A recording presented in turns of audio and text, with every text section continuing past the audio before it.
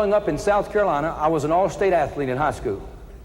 I captained the football team, the basketball team, the baseball team, had numerous scholarship offers. But I said, I'm not going to college. I'm going to drink beer, chase girls. That's the life. And I began to go to nightclubs. And in there I consorted with all the scum.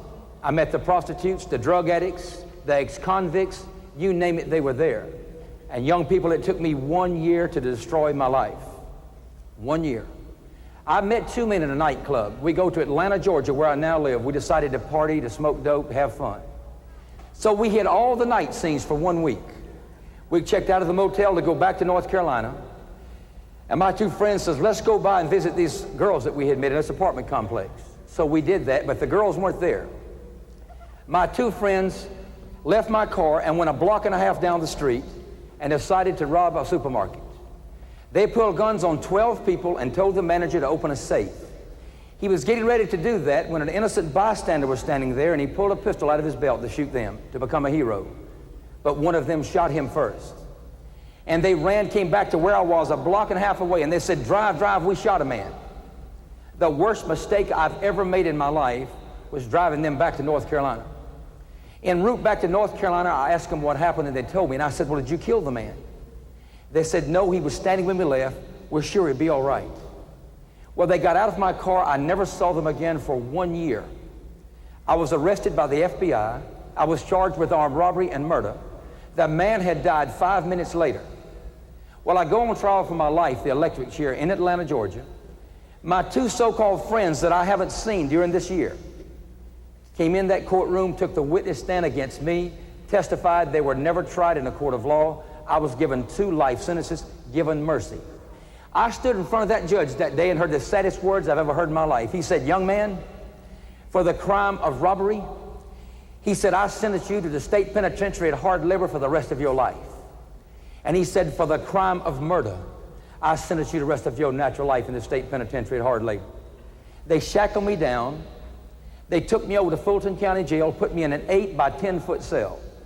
And I spent over 2 years, and finally I lost my last appeal, and 2 old guards came.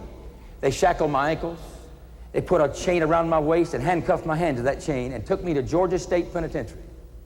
I'll never forget that day as I stood in front of that big, massive prison.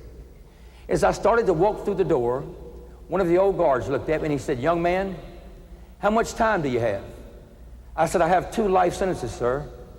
He said, how much time have you done on it? I said, I'm just starting out. He said, young man, take a good look at the front door of the prison because you'll die there. You will never be free again. I looked back over my shoulder. I began to cry. You know why? I believed him. As I looked back that day, there was no one to say, I love you, I care about you. And I walked through that door, and they put me in a small dormitory that the federal government says 45 men was capacity for. That day, I was the 115th person to enter that room. The beds were triple decked, 18 inches apart for the murderers, the robbers, the rapists that are unwillingly thrust together under those conditions. Young people, don't feel sorry for me. I got what I deserved. I consorted with the scum of the earth, and I became as they were. I tell you today that who you associate with in life will determine the outcome of your life, good or bad. Please know that. Be aware of the little things, young people. You can go to prison, and the little things are so important. Let me give you an illustration that I think is the best illustration I could ever use to show you that you can wreck your life in a period of 1 day. In 1972, the worst year in my life, I had been in prison for 3 years, and I was in a fight one day. I was going to be operated on. The door opens, out walks a man. The minute I looked at him, I know who he was. His name was Sheephead. He had been in so many fights in prison that every facial bone had been broken. He looked like a sheep. They called him Sheephead. And I looked at him, I said, sir, are all the stories truth I've heard about you? He said, you ain't heard nothing yet. Well, they found out that he had cancer. They put him in the hospital unit where I worked, and each day I would go over and talk to him.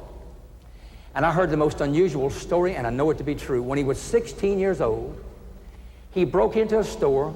He stole a Pepsi-Cola and a pack of crackers. That's all he took. They gave him a 1-year sentence and sent him to Georgia State Penitentiary. He had been there for several months when they were out on shotgun detail, and 2 old inmates said, young boy, you grab the gun from that guard. We'll grab it from this guard and we'll escape. Now, out of fear, he grabs the gun, but they don't get the gun from the other guard. So he shoots that guard, kills him, paralyzes the other one for life. They sentence him to die in the electric chair. He's on death row 8.5 years. The governor commutes his sentence to life. They put him in inmate population. In 1975, I stood in front of a lonely prison cell and I watched him die with cancer. And I cried. You know why? That man had been there 34 years. He had killed one guard, paralyzed another one. He'd killed 17 inmates. He was a drug addict, a homosexual. And he was the most violent man that's ever walked this earth. And one night in a fight, he took a meat cleaver, chopped a guy up, flushed him down the john, got everything down but his skull. That's how violent he had become. And I cried that day. You know why? Not because he had died, because he had never lived. It began with a Pepsi-Cola and a pack of crackers. It ended with his life 34 years later. A guard came to my cell one day and opened that door after 5 years. He said, "You have a visit." I said, "I don't want to see anyone." He said, "You're going to see who it is or we're going to put you in the hole." Well, I went to see who it was. And as I turned the corner, there stood my brother. I asked him how he'd found me after 5 years. He said that a neighbor in South Carolina where he lived went in a beauty parlor looking through some old magazines, saw my picture in a True Detective magazine, a 5-year-old magazine. He said, "That's how I found you." Well, it was a great day in my life as my brother told me about my mom, my family, and then he left. And they put me back in that prison cell on top of that prison. And for the first time in 5 years, I realized why I was there. And I cried that night as I thought of my life. I thought about how alcohol, other drugs, negative peer pressure, always associating with the wrong kinds of people.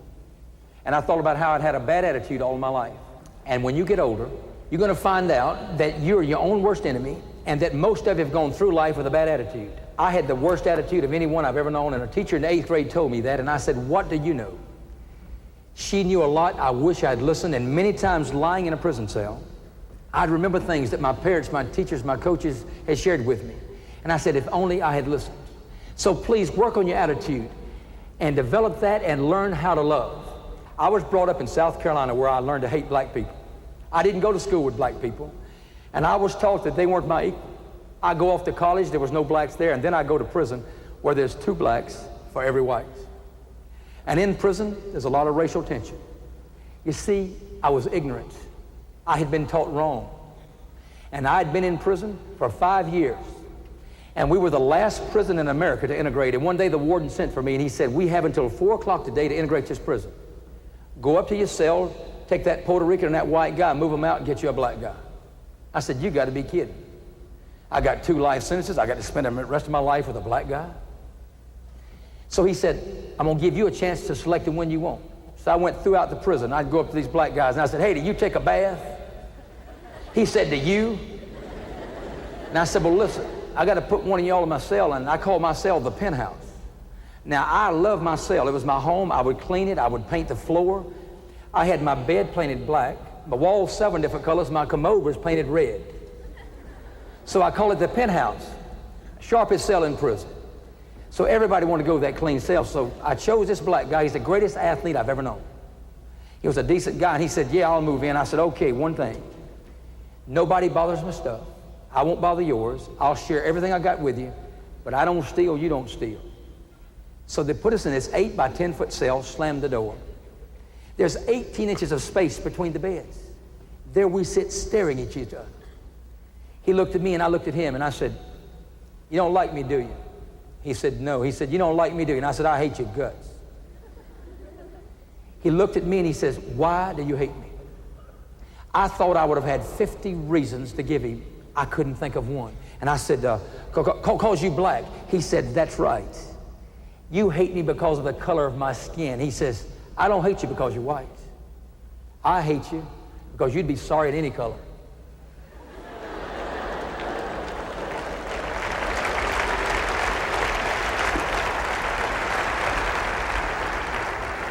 I've never had to deal with anything like that in my life. And I looked at him and I said, "Listen, I'm sorry. I'm wrong. I've been taught wrong all my life, and I don't know how to make it right with you, but I'll do anything on earth to make it right." To make a long story short, that man became my closest friend as we spent 3 years in that cell. We shared everything we had. Every time you saw one, you saw the other. They call us salt and pepper.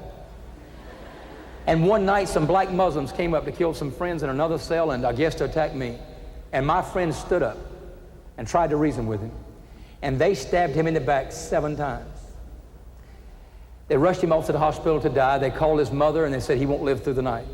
They slammed that door and I took a mop and I started mopping up that blood of my friend. And I cried as I looked at that red blood because it's the same color of mine. And I got on my knees and prayed for that boy. And I said, don't let him die. He lived, he came back to that prison. And the day I left, he was standing at the fence and he hauled out through that fence. He says, I love you, Harold. I love you. All the inmates were there, the guards, the warden. And I looked back at him and I says, I love you too. I'll be back. I went back 55 times. I carried him all the food he could eat. And I was there the day that he walked through that door. But before he got out, I carried boys from this orphanage where I worked, troubled kids back there, and he would take off his shirt and show them his back where he'd been stabbed 7 times. That's what love is all about. You develop a good attitude and learn to love. March the 14th, 1978, I walked out of the prison on parole, went back to South Carolina, worked at an orphanage for 1 year, then I enrolled in college. I graduated May the 16th, 1981, and the day before I graduated, the governor of Georgia and the Pardons and Parole Board gave me a complete pardon. They did away with the crime I'd been charged with for 13 years, restored my rights as a citizen of the United States. I'm now free, I can vote. I'm totally free. And I dedicated my life to helping young people, to try to keep them from making the mistakes I've made in life. And that's my purpose in being here tonight, to try to give you some principles to apply to your lives to avoid making the mistakes I've made in mine. Where did it begin? It began with alcohol. As a sophomore in high school, I got drunk for the first time. I was with 2 seniors. They handed me a vodka bottle and said, take a drink. I knew it was wrong, but I drank it. It was the awfulest tasting stuff I've ever tasted in my life. I turned around, threw up, but when they passed it around again, I took another drink. Why? Because I wanted to be accepted. I wanted them to like me. You see, I had low self-esteem. I didn't like myself, and I wanted to be accepted. And young people, alcohol will wreck your life. A friend of mine shared an article with me that was in the local newspaper in the town he lived in. 2 16-year-old boys without speeding in an automobile. There was an accident. Both were killed. The highway patrolman that investigated that accident had the very difficult job of going to the parents and telling them that their sons were dead. He found a liquor bottle in the back seat of the car. He knocks on the door. One of the dads comes to the door and he said, sir, I regret to inform you, but your son is dead. And sir, I regret to inform you, but he was under the influence of alcohol. We found a liquor bottle in the back seat.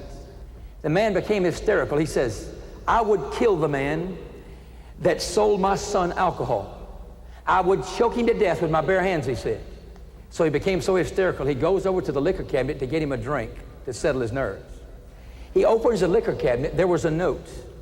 It said, Dear Dad, I took a 5th of liquor with me because I knew you wouldn't mind. That man had killed his son. When I think of drugs and alcohol, I guess I think of marijuana as well, because marijuana is the second most preferred drug by teenagers. 5 marijuana joints is equivalent to 112 tobacco cigarettes in your lungs. And the great danger about marijuana is you don't know what you're getting. You see, you buy it from the drug pusher and he's the scum of the earth.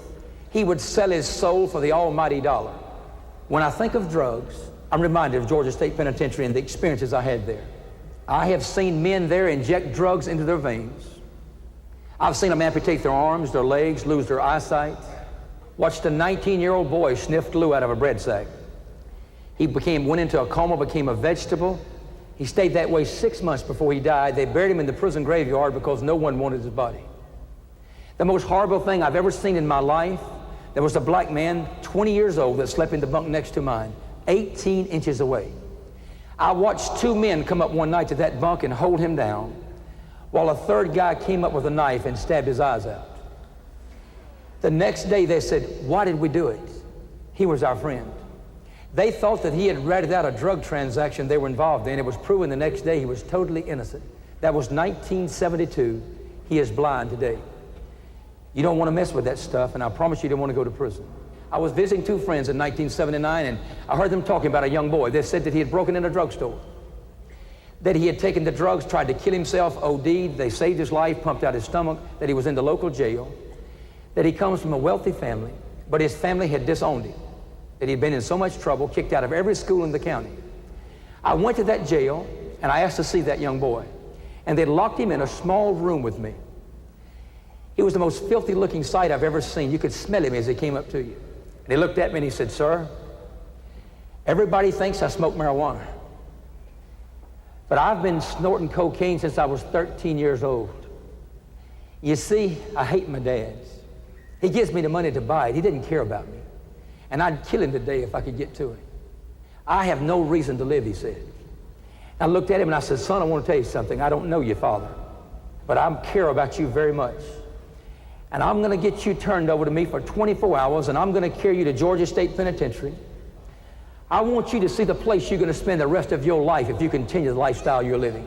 Well, arrangements were made, and they turned him over to me for 24 hours. I called the warden, and I asked him if I could see three men that were there. I call them the unholy three. The first man that came down was Big Head Yank. He had been there 19 years. It's August the 14th, 1979. It's hot in South Georgia. He has on a sweatshirt, he has a shirt over that, has on a prison jacket, a prison hat, dark glasses, and a scarf around his neck. And he walked up and says, "Hey, punk, what's your name?" And the boy almost forgot his name. He said, "Mama," and repeated his name. He said, "Sit down, boy." He looked over at the boy and he said, "Boy, how old are you?" He said, "17, sir." He said, "When I was your age, I done come to prison for murder. I done robbed a bank. I rented a motel, filled it up with women, and I've done come here and killed 3 teenagers just like you, boy." And reached in his pocket and pulled out 3 indictments that he had carried around for 19 years. He looked at him and says, "Get off my foot." He said, "Yes, sir." He wasn't even on his foot. Well, directly he left, I called down another. And he sat there and he looked at this young boy and he said, "Son, I want to tell you about my life. You see, at age 10, I killed my mother. I beat her to death with a baseball bat. I've been here 12 years. I've never received a letter. I'll never receive one probably. The only friend I have in the world is Harold. I deserve to die in prison. Son, please, you don't want this kind of life. And I want you to leave here today and I want you to listen to Harold. He cares about you." And he turned and walked away. I had saved the best to last. His name was Big Mac. He had been in prison 24 years. He weighed about 250 pounds, had tattoos all over him. He had stab wounds all over him. He was a drug addict. He was a homosexual. He walked up to him and grabbed him and lifted him off the floor and said, "Punk, what's your name?" He forgot his name again. He looked at him and reached over and he said, "Listen to me. I don't like Morris. I never have. And I want you to leave here today, and I want you to go out, and I want you to smoke dope. I want you to shoot dope. I want you to rob, steal, murder. Do it all, son, because then you're coming back here." And he says, "I'm going to make you my boy. You're cute." And he lifted him off the floor and kissed him. That young boy went crazy. He ran to the door and said, "Let me out, let me out." And they let him out. All the inmates and the guards were laughing. I was about to crack up myself. I go out to the car, and he's sitting there. I got in the car. I didn't say a word for about 5 minutes. And Rick looked at me and he was crying. He said, "Mr. Morris, will you help me?" Well, I went to his family. They got him probation. He was tested for drugs once a week. We got him back in school. 4 years later, I was sitting in my apartment in South Carolina. There was a knock on the door, and there he stood. He came over and he hugged my neck and said, "Mr. Morris, I'll never forget Big Mac. And because of those men that day, my life has changed. And I'm thinking about going into ministry." Drugs will wreck your life, young people. Know that, please. Know that it's a one-way street going nowhere, please. And if you've started, stop. If you haven't, don't start. There's another problem I face as a teenager, problems that you face today, that is handling peer pressure and dealing with acceptance. You think that group acceptance is the most important thing in your life, but the need is for individuals to stand and be men and women, to stand for what they believe in, to be leaders in that school. That's the great need. And it's amazing how peer pressure affects the guys differently from the girls. One method the guys use is material things. They feel that way they'll be accepted. Anyone that will accept you because of what you own is not your friend.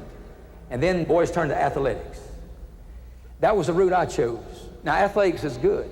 It's meant a lot in my life. I think it teaches character, but athletics is not the most important thing. Being a student is far more important. I look at my life today, and I realize that when I was in school, I never prepared myself for the game of life. And that's the most important one of all, the game of life. With the girls, it's totally different. To girls, beauty is the most important thing. Appearance is so important. Now, when I was in high school, I was the meanest student there. One day I told this girl, I said, you ugly. And she looked at me and she said, well, beauty is only skin deep. And I said, honey, with you, ugly goes all the way to the bone.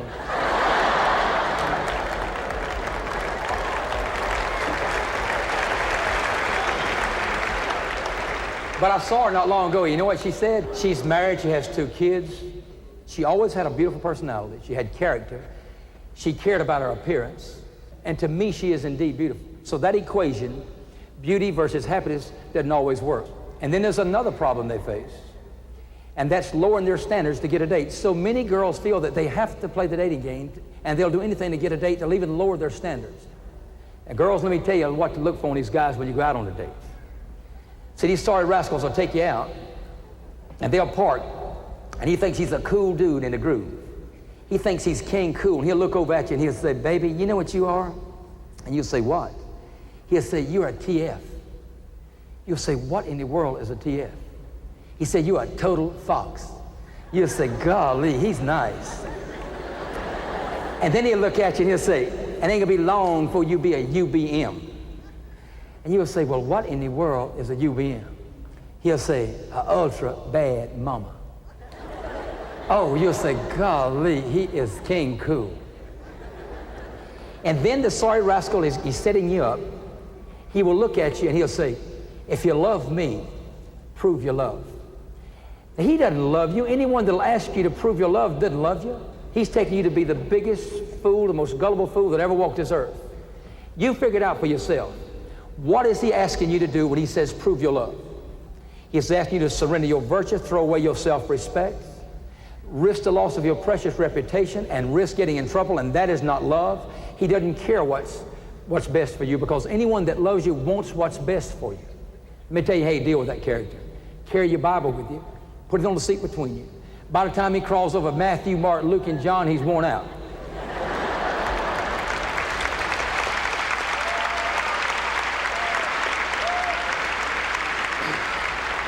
Now, he might not ask you out again, but he's doing you a favor. But you don't need a character like that. You see, he's a Romeo. He's a Don Juan. And that's not what you need.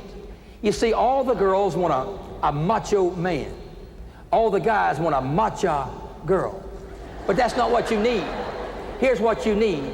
You need a nacho man and a nacho girl. That's one that'll stand up and say, I'm not your man, I'm not your girl, with a lot of cheese on it.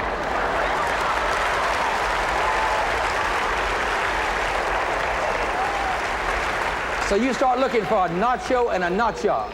Because let me tell you about that sorry rascal. After he gets what he wants, he'll move on to someone else and brag about his conquest. He doesn't care about you. Please, no alcohol, drugs, immoral sex. How do you resist peer pressure? I'll tell you how. First of all, you be selective in who you should associate with. You choose a group that's going somewhere. I promise you, if you choose the wrong group, it will determine the outcome of your life, good or bad. And secondly, take a stand and learn to say a 2-letter word, N-O. At Georgia State Penitentiary, I quit drugs. One day, 2 guys came up to my bunk and said, hey man, you want to smoke some dope? I said, I'm through. They said, yeah, you'll be back. For the first time I had taken a stand, I had said no. They left me alone after a period of time. And if you'll learn to say no, they'll leave you alone. And there's another problem that you face. And it's a major problem in young people's lives these days, and it's that of suicide. 6,000 teenagers, American teenagers, committed suicide in this country last year. 500,000 others attempted suicide. At Georgia State Penitentiary, I watched 3 teenage boys commit suicide. They rolled their bodies right in front of my cell, and I watched them carry the bodies away. And I remember one of them, before he hung himself, he said to me in a cell, I couldn't see him. He told me that he was going to take his life. And I've got to live with the fact that I didn't try to help that young boy. But I cried the day they rolled his body in front of my cell. You know why? Because I was suicidal. I hung on the bars one night to see if my feet would hit the floor. I just saw no reason to live. I said, I can never endure prison. I can never do these sentences. There is no hope for the future. But I'm so thankful that in the darkest hour of my life, I made a decision. I made a decision that life is indeed precious. I was going to fight for my life. And that's the reason I'm free today. And I'm so thankful for that, young people. You feel many times that there's no hope, no one cares. And I know the loneliness you go through. I know the confusion you go through. I know the sexual pressures. I know your vulnerability to drugs and other problems. But no matter what the problem, suicide is not the answer. It is not the answer. And many young people have shared with me their deep frustrations because they can't communicate with their parents. And many have shared with me that they have no one whom they can turn to, but I tell you there is.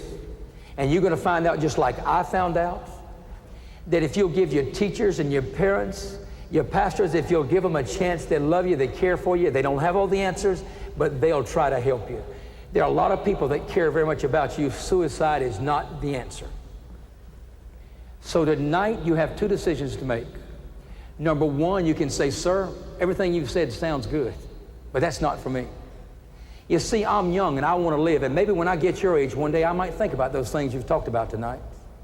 But for now, I want to live my life the way I want to live it, and I want to have fun, and fun to me means committing immoral sex acts, drinking alcohol, smoking dope. That to me is fun, and I want to do my thing, and sir, you're a loser. I don't care about what you've said. You can make that decision, or secondly, tonight you can say, sir, thank you. No alcohol, drugs, immoral sex for me. I'm keeping my body pure for one man, one woman, and I thank you for coming, and I won't ever forget what you've said. Tonight as I close, I want to give you someone to pay in your life after as we close. Young people at Georgia State Penitentiary, at a lonely prison fence, a 12-year-old boy walked up.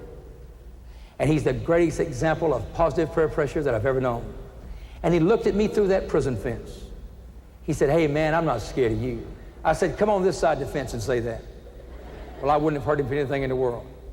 But that young boy told me that he loved me. He said, I believe in you. You're not a murderer. No one believed in me but that young boy. And practically every day he would come up to that fence. And he was my whole life. I would look forward to him coming to that fence. One day he asked me if I would go to his high school and speak. It was about 20 miles from the prison. I felt he was going to bust me out of the joint, in order to go. I said, how am I going to go? But he went to the warden, and he begged the warden to let me go to his high school. Finally, the warden gave in. And I went to that high school, I'll never forget it. I stood there with my prison clothes on. And that young boy got up and introduced me. And what he said, I'll never forget. He said, students, I want you to know that I care about you. And this old man ain't much to look at, but he's my friend and he's taught me a great deal. And I care very much about you, and some of you are wrecking your lives and you know it. You're using drugs, alcohol, and you're committing immoral sex acts. Please listen to this man. 45 minutes from now, he will leave here. He will go back to Georgia State Penitentiary. That door will slam. He will die there. It's real, he said. I couldn't believe that. I got up that day, I was scared to death, and I spoke to those young people and I left. That young boy became a very much part of my life. He is my closest friend and has meant more in my life than anyone on this earth. He always had a rubber basketball pounded in the ground. He said, my goal in life is to be the greatest basketball player in the world. I said, well, I was an all-state player, I'll help you. So he'd throw the ball across the fence. I'd make him dribble up and down the road, round the guard tower, between his legs. This goes on for a period of time. One day he comes to that fence and breaks my heart. He said, my dad's moved away. We bought a house in town. I won't be seeing you anymore. He had become my whole life. I didn't let him see me cry standing there. And I watched him walk away. One day I had to tell me that I had a visit. I go to the lobby. His mother was standing there. She said, tonight his basketball team is in the state finals. The game's going to be on the radio. He wants you to listen. Boy, I couldn't wait to hear him that night. He was wearing number 30, my own number. There was 3 seconds left in the game. The score is tied. His team has the ball. They call timeout. They set up one last shot. He takes a shot and he misses. The game goes at overtime, but they win in overtime. He was chosen the outstanding player. He had scored 27 points, and they interviewed him on the radio. That young boy came to that prison to see me the day before I left. Except he's not little anymore then. He could dunk a basketball. And he hugged my neck and he said, I want to thank you for being the brother I've never had. I said, I want to thank you for the impact you've had on my life. And when you're looking for someone to pattern your life after, young people, I want to give him to you. And that 12-year-old boy is no longer 12.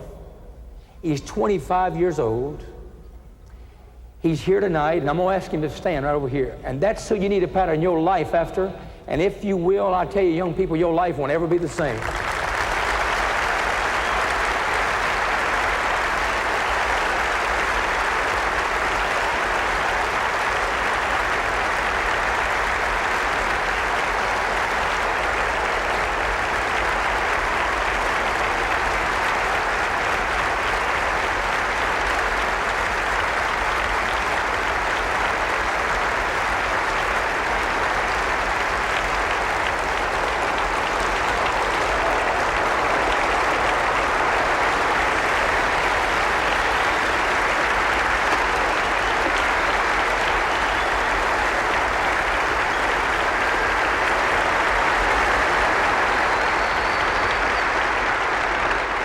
I want to thank you for letting me come tonight, young people. I'll never forget you. I thank God for your lives. Hope and pray that you will take a stand with your life, learn to love, and if you will, the teenage years will be the greatest years of all. I'll be standing down front, and if ever you want to talk to me, I'd love to meet you. It's been a pleasure. God bless each and every one of you.